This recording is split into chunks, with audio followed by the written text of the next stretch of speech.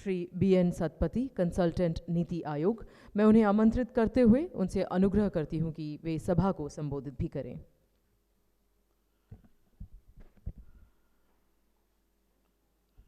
Dignitaries in the dais, distinguished participants, ladies and gentlemen. Let me initially make a correction. I'm senior consultant in the Office of Principal Scientific Advisor, which is embedded in the Cabinet Secretariat. I have just moved from NITI Aayog. Now I'll dwell on three things. What is the context for today's meeting, today's conference here, both global and domestic? What is my role in this technology thing? I'm not a technologist, I'm an economist by profession. What kind of message that since I'm from the government, I'm not from any public sector or any private sector, what message that we should give it to you? And what do you expect from you also in the next few days? Now let me come to the global context first. Today when we are doing this, there is a conference going on in Davos in Switzerland. World Economic Forum is deliberating on various issues. And they have just released a global risks report.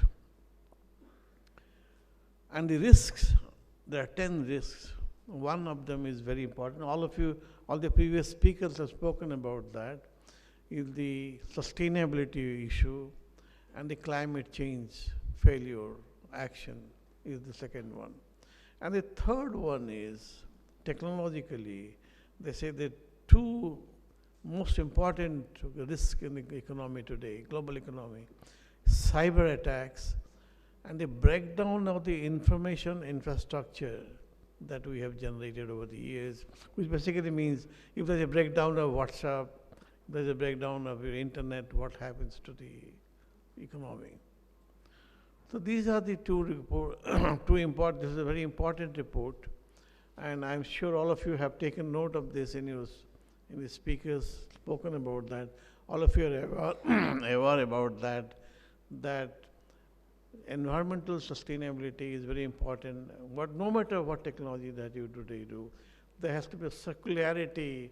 In other words, we are moving from a linear economy to a circular economy, and the products that we are producing, the technology that we are using have to be within that framework. It's no longer, we do not have the luxury of just use and throw, and that's not possible anymore. And we are reaching the limits of resources that the planet has today. The second thing about the global context is steel industry has an overcapacity in the global world today. China is also one of them. China is trying to dominate, dump and other things. So this is again, so in that context, this 300 million ton is an over-ambitious target.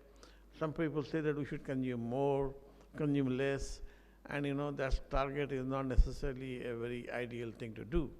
But notwithstanding that government has set a target, and then we can always say that we can reach that target through a very environmentally sustainable means of going through EF route and something like that. That is one thing. Now coming to the domestic context, why I am here, how did I get involved in the steel technology process? We produced a report in NITI Aayog when I was there, resource efficiency in steel. That was published exactly the same day last year in the hotel, Clary's Hotel, when all the steel ministry and everybody was there. And this was the report which was written along the collaboration between NITI Aayog and Ministry of Steel.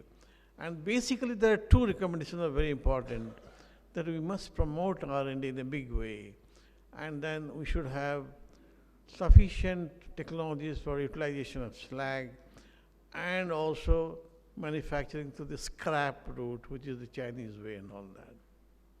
These are the two recommendations. That is how I got involved in the whole process. Now having said that, Where do we stand today, and what should the government be doing on this? Like the steel policy, whenever you talk about the government, it's either an act or a policy or a rule or something guideline. You have a steel policy, you have an export-import policy which is going to be revised and going to be for the next 5 years, 2020 to 25. You also have a mineral and regulation policy. So what is that is lacking that the steel technology today needs today for the future, to build capacity for the future? I am currently involved, this is why I came here today, in formulation of a science, technology and innovation policy. It is being revised. The earlier one is 2003. You can go to the website and look at that. Now, this is the right platform to take your views on what kind of science of learning steel making. I was told that Steel Authority of India had an institution called Steel University. Were planning, they have something like that, but it's almost dormant. So, is there a necessity to reorient science of teaching steel, or should there be an institute like Science University or Aluminum University, something like that? All of you, please think over it and send me a mail. Monica is there, and I think I'll really appreciate your contribution in that. Now, coming to technology. Now, steel policy has a paragraph on that. But here in the science and technology innovation policy, we're looking at policies which cross-cutting, which touches everybody.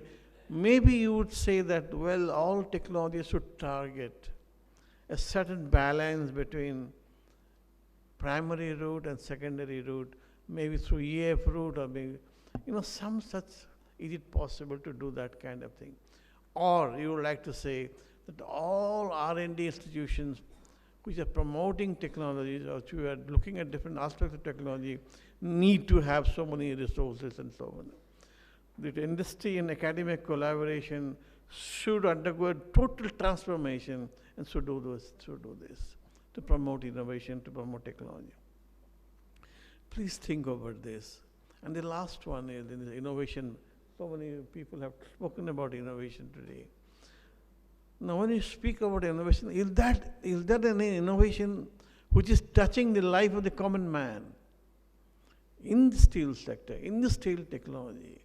Is there a product which is so simple, which is so good, that he is really, and it's so affordable that he is able to do this? He is able to consume that in a big way. So you have come a long way in the production of, in the development of steel technology. I don't want to go into all that, but I'm sure there's a lot to do. And sometimes, you want to think of what is the future of steel in the next 50 years. You can see in Germany, all thermal plants have been shut down. There is no thermal plant there. There is no coal being used there. Coal is out. Yeah, it doesn't mean that it will vanish tomorrow. It will take years to vanish. But then, what kind of steel making process will happen in the next 50 years? It's so uncertain. The way the science and technology is growing is very important to look at a futuristic scenario and start working from there right now. Now, what is the message that we would like to give? Look, the government, I used to tell the story sometimes. I will digress for a while and say, when the information technology boom took place, when the software revolution took place, India was nowhere there. India suddenly became a giant in software technology, major exporter of software services. So somebody had gone to Spain and somebody asked me, you are nowhere in the hardware, how come you have become a giant in software? What is the reason for this? So, I started doing some research and all that, and then ultimately somebody in such conference told me, look, software industry became world famous in India because government did not interfere at all. Aapne tang nahi adaya. Simple thing is this. So now my point is, We can always formulate policies, programs, and all that to facilitate, to translate your technology into reality. So please help us build that. It is that kind of interaction is the purpose of this conference. I'm glad I came here. So I look forward to your inputs. Send a mail to Monica. I will see to it that this policy carries that weight. Thank you so much.